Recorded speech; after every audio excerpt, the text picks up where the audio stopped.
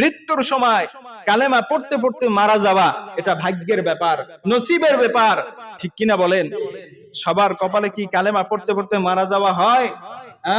হয় না। কুল্লু আইনাইন ইয়ানযাকু বিমা ফিহি, যেই পাত্রের মধ্যে যা রাখবেন কাজ করলে কিন্তু সেইটাই পড়ে, ঠিক কিনা বলেন? বোতলের মধ্যে যদি আপনি দুধ রাখেন, কাজ করলে কি পড়বে?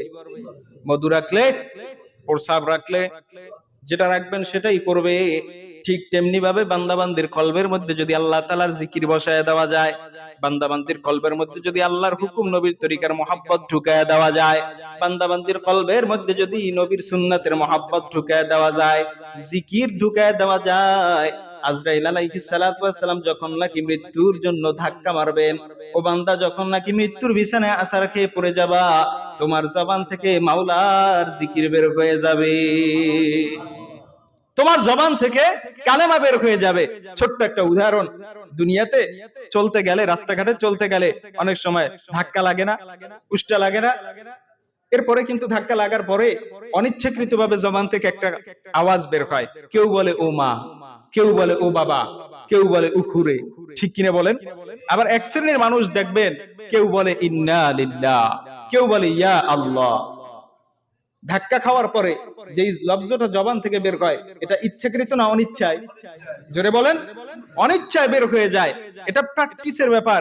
যে আল্লাহকে নিয়ে ভাবে, আল্লাহর হুকুম অনুযায়ী চলে, তার জবান থেকে অটো ধাক্কা লাগার সাথে সাথে আল্লাহ বের হয়ে যায়, ঠিক কিনা? ইন্না লিল্লাহ বের হয়ে যায়।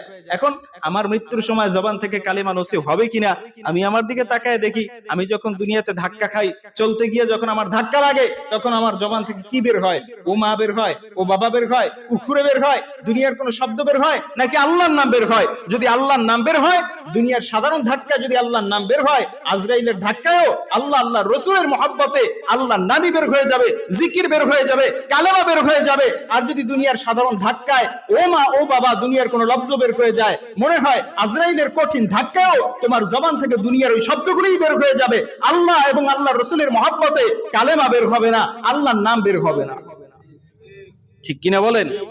এজন্য সব সময় আল্লাহ তাআলার মহব্বত অন্তরে নিয়ে চলা, ইসলামের মহব্বত নিয়ে চলা, নবীর মহব্বত নিয়ে চলা, এমন কোন কাজ না করা যেই কাজে আল্লাহ আল্লাহ রসুল বেজার হয়। যেই কাজে আল্লাহ আল্লাহ রসুল বেজার হয়, এই কাজ মুমিন করতে পারে না।